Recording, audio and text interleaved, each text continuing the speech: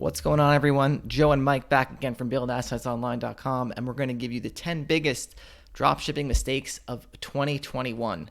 It's going to be a very interesting episode. These mistakes are not going to be what you've seen before. In fact, it's probably going to be a lot of recommendations opposite to what you've heard before, but don't worry, we're going to explain why. Just be sure to stick around till the end and hear us out. So the first mistake that people make when they're trying to do dropshipping, and what they're going to continue to do in 2021, is using social media marketing. Social media marketing, such as Facebook, Instagram, TikTok, is actually the hardest form of marketing that you could possibly do.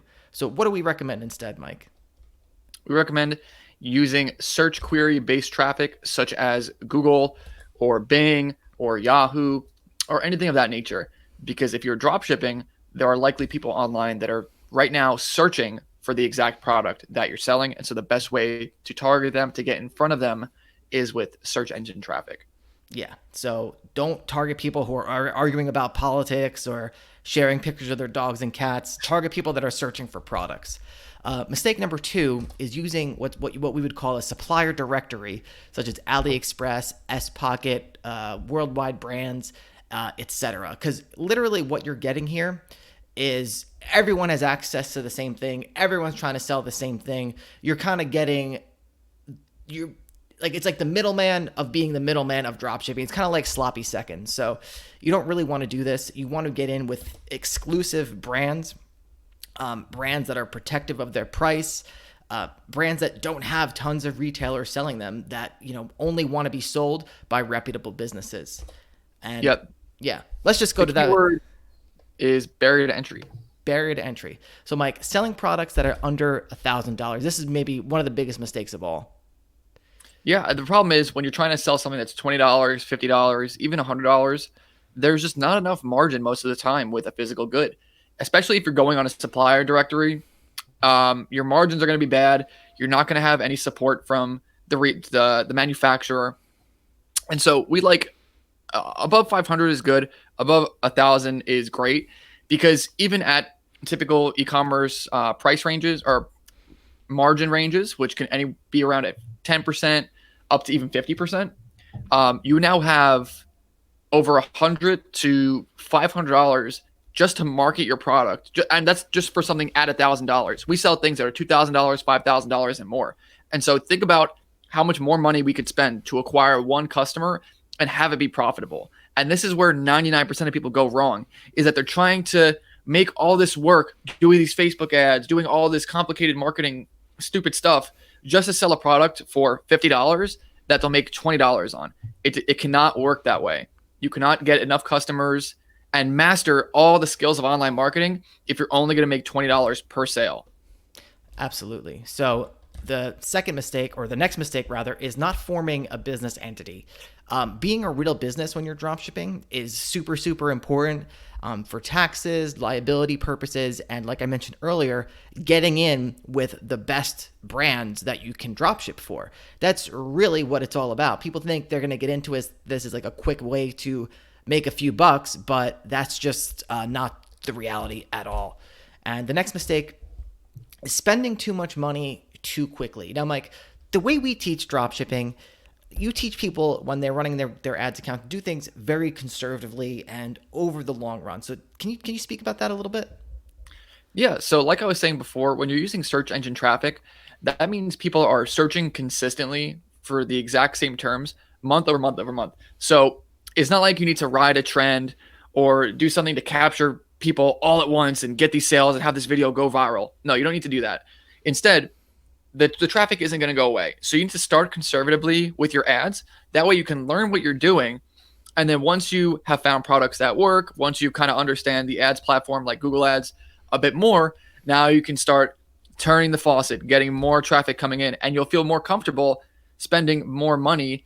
And especially if you're spending this money and you're getting sales that are $1,000 and you actually have margin per sale. So this isn't something like doing Facebook ads where you need it to work immediately, and if it doesn't work, if it's not profitable for you, all that money is down the drain. You have enough margin and you have enough consistent traffic that you can take your time, learn what you're doing, and then when you're ready, you can turn the ads onto full force. Yeah. So the next mistake is creating a funnel. And this is one that actually bothers me a lot because it's kind of like a term thrown around in the online business industry. Like, this is the gold standard of what you have to do. If you don't create a funnel, then you're not operating at the highest level.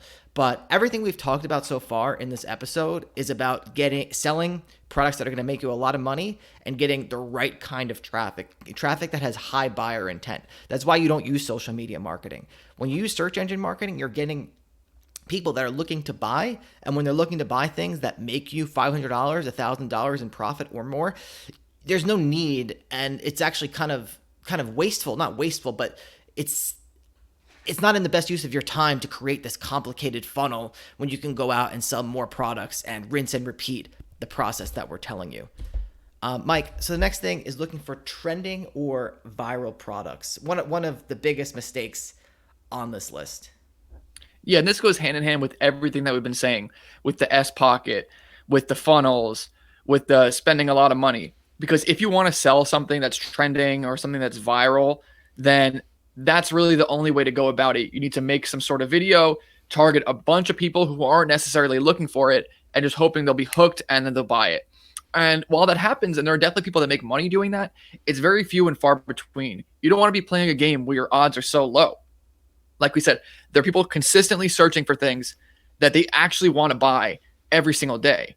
And so you can try riding this trending wave and maybe you make some money doing that for a month or two. But in the end, it's going to go away and you're going to be back where you started. Instead, you should work to build something that is consistent and that you can grow and grow and grow over time. You'll get a lot farther than just trying to go after some trend. Yeah. So the other mistake that people are making is no live chat app. They have a site. No one knows how to contact you. There's really no trust. And we recommend having a live chat app so that someone behind the live chat app, whether it's you if you're just getting started, or a VA, so that people can ask questions. And Mike, we make tons of sales from live chats, but we have people manning them, behind the scenes nowadays. Yeah, and this is better than any complicated funnel, because if someone wants something but they have an objection, guess what? They can ask you the question right then and there. You can answer it. Boom, they'll buy. That's really it. So the other thing is you're not outsourcing ASAP. There are a lot of tedious and repetitive tasks when you're creating a successful dropshipping store. And if you're trying to do them all yourself, you're just going to fall flat on your face. And that goes with anything for online business. We've gotten to the point, and I think you should try and get to this point too, where anytime you're typing on the keyboard or clicking the mouse, it should be painful for you, because you don't want to be doing any of these repetitive tasks. Because you want to get to the point where you have a team and you just say something and it gets done. That's how you can really grow, because that's when you can implement new things and allow the rocket ship to take off. Absolutely. So, Mike, the final mistake is people do not have a long-term vision when they're looking to get into dropshipping. They just see it as a way. They see people driving around in Lambos, flying on jets, and they're thinking, oh my God, I can use this to get rich quick and make some quick cash. And they're not looking to build a real business. And this is perhaps the biggest mistake of all. Even if you're doing it correctly the way we teach, you have to be willing to be in it and want to be in it for at least the next few years to make it all worth it and to give you the best chance of a big success. Not a small success, but a big success.